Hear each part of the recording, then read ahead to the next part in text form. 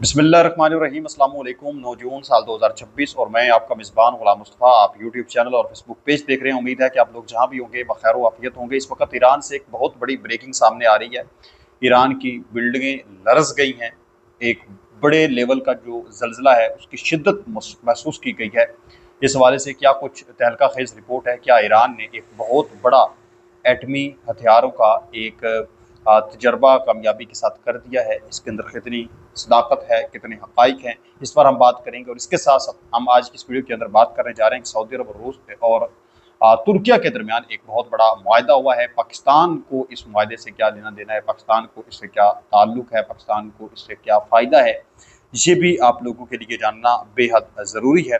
इसके साथ साथ कुछ और भी अहम तरीन चीज़ें हैं जिन पर हमने बात करनी है। अगर आप इस चैनल पर नए हैं तो इसको लाज़मी सब्सक्राइब कर लें और कमेंट सेक्शन में अपनी जो कीमती राय है उसका इजहार भी ज़रूर फरमा लें। सबसे पहले नाज़रीन मोहतरम हम बात करेंगे सऊदी अरब और तुर्किया के दरमियान ये जो एक मुआहदा हुआ है, एक बड़ा जो है वो आप कह लें कि जियो पॉलिटिकल बड़ी पेशरफ्त है ये, जिसके तहत सऊदी अरब और तुर्किया ने एक वसी रेलवे नेटवर्क के मुआहदे पर दस्तखत किए हैं, जो शाम, उर्दन और ओमान के ज़रिए इलाकाई ट्रांसपोर्ट रवाबत को मजबूत बनाएगा। यानी एक ट्रेन का बाकायदा एक सिलसिला शुरू होने जा रहा है जो तुर्किया तक जाएगी और ओमान और शाम और उर्दन का रास्ता जो है वो इस्तेमाल करेगी।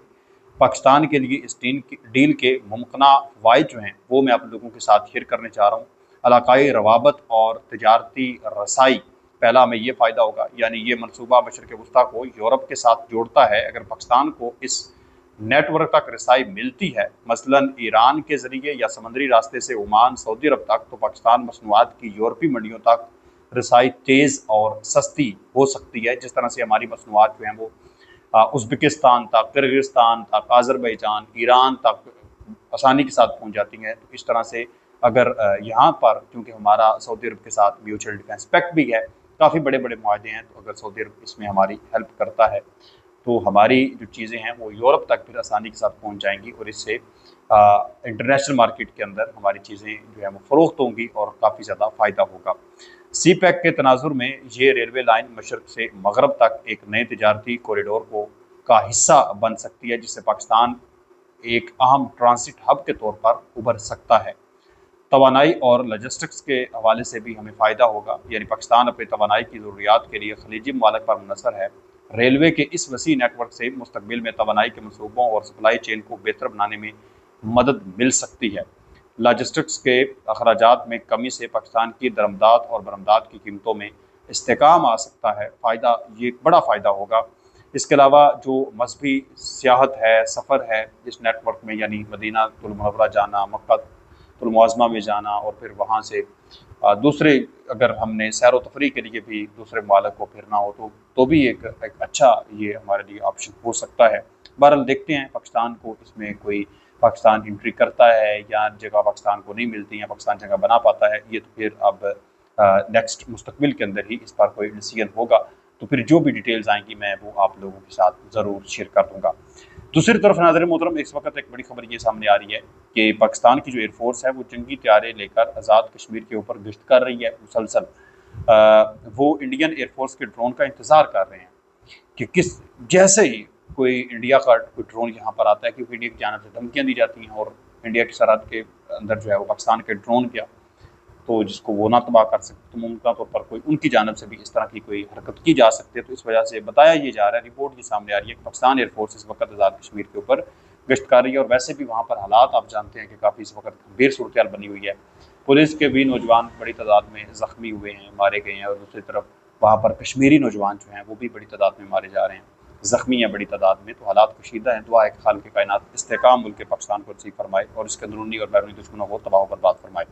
आप लोग भी ख़ुसूसी दुआ फरमाएं अपने मुल्क पाकिस्तान के लिए। दूसरी तरफ नाज़रीन मोहतरम, इस वक्त एक बहुत बड़ी जो खबर है वो है कि ईरान के अंदर एक ज़लज़ला के झटके महसूस किए गए हैं और ये जो ज़लज़लों की शिद्दत थी वो 4.9 से 5 इशारिया तक जो है वो बताई जा रही है। 5.1 5.2 तक ज़लज़ले की जो शिद्दत है वो बताई गई है। वक़्त जो है वो 9 जून 2026 को सुबह सवेरे ये बुनियादी तौर पर हुए हैं, जो कि अभी इसकी इतलात सामने आई हैं।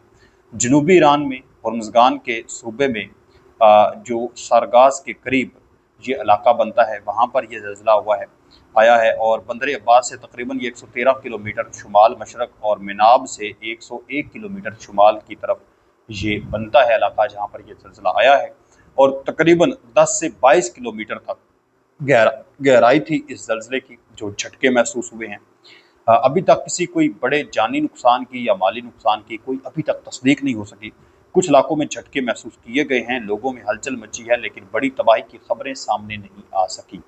लेकिन इसके साथ साथ ये भी क़यास आराइयाँ हुई हैं कि ये ज़ल्ज़ले जो हैं, ये कोई ईरान ने कोई एटमी हथियार जो है वो चलाया, शायद कोई एटमी धमाका शायद ईरान ने कर दिया है, इस वजह से भी ये ज़ल्ज़ला हो सकता है।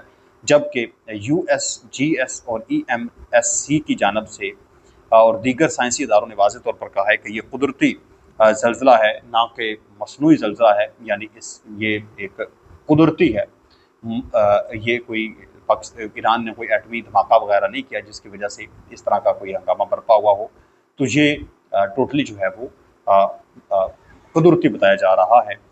तो बहरहाल अभी देखते हैं क्या इस हवाले से फिर नई डेवलपमेंट सामने आती हैं। साफ ज़ाहिर है इस वक्त एक जंगी सूरत बनी हुई है। ईरान को बड़ा ऐलान तो नहीं करेगा कि हमने जनाब धमाका कर दिया, लेकिन कुछ लोग ये कह रहे हैं, मेरे अक्सर कमेंट सेक्शन के अंदर बड़ी तादाद में लोग ये कहते हैं कि जिस कदर ईरान डट के खड़ा हुआ है, ईरान की शहरी सड़कों पर निकले हुए हैं, मतलब अमेरिका जो है वो इस वक्त भीख मांग रहा है मुज़ाकरात की, और वो अपना एक फेस डिफेंस चाह रहा है, ट्रंप और चाहता है जैसे कैसे भी है मुज़ाकरात हो। जो पाकिस्तान की जो दौड़ें लगी हुई हैं, इसमें अमेरिका का अहम तरीन किरदार है। तो अमेरिका का भी ऊपर से दबाव है पाकिस्तान को, या मुसलसल राब्ते हैं अमेरिका के पाकिस्तान के साथ कि यार जैसे कैसे भी है मुज़ाकरात करवाओ और हमारी जान छुड़ाओ इस चीज़ से। लेकिन नाज़रीन मोहतरम, यहाँ तक आप देखें ना कि जो स्काई न्यूज़ है अरब के मुताबिक, एक वहाँ पर उन्होंने एक खबर शेयर की है। उन्होंने कहा है कि ईरान ने अमेरिका को सीज़ फायर का एक मसवदे तजवीज़ भेज दी है। ये तजवीज़ अब सदर ट्रंप की इंतज़ामिया के पास रिव्यू के लिए है। रिपोर्ट के मुताबिक तजवीज़ का इब्तदाई मसवदा अमरीकी इंतज़ामिया को काबिल कबूल लग रहा है। यानी ईरान ने जो अभी तजवीज़ भेजी है किसी हद तक अमरीका को काबिल कबूल लग। स्काई न्यूज़ जो अरब है उसने ये रिपोर्ट जारी किया है। यह खबर उस वक्त सामने आई जब सदर ट्रंप ने पहले ही ये कह दिया था कि बातचीत अपने आखिरी मराहिल में है, यानी 2-3 दिन के अंदर दस्तखत हो सकते हैं। तो बात जो है वो शुरू भी इस वजह से उसकी जोरी जो हथियार हैं वो ईरान को नहीं बनाने देने। लेकिन अभी ये जो ज़ल्ज़ले की एक शिद्दत महसूस हुई है, झटके महसूस किए गए हैं, इससे पहले भी इस तरह के वाक़यात होते हैं। लोग कहते हैं, बड़ी तादाद में लोगों की जो इंटरनेशनल अफेयर से रिलेटेड या इन चीज़ों को देखते हैं, वो कहते हैं कि मुमकिन तौर पर हो सकता है कि ईरान ने कोई धमाके कर दिए हों। ये चीज़ हो सकती है। और जितने ये ज़ल्ज़ले और ये चीज़ें आई हैं ना ईरान के अंदर पिछले दिनों के अंदर, और आज फिर ये महसूस हुए हैं, कोई है सही बात ज़रूर, या फिर ईरान इस कदर जो ताकत में है और ट्रंप को मतलब उसने घुटनों पर ले आया है, ये कोई बड़ी बात है। तो आप इस तमाम तर सूरत पर क्या कहते हैं मुझे ज़रूर बताएं। मज़ीद ऐसी वीडियो देखने के लिए मेरे चैनल को सब्सक्राइब कर लें। मिलते हैं एक और नई वीडियो में, तब तक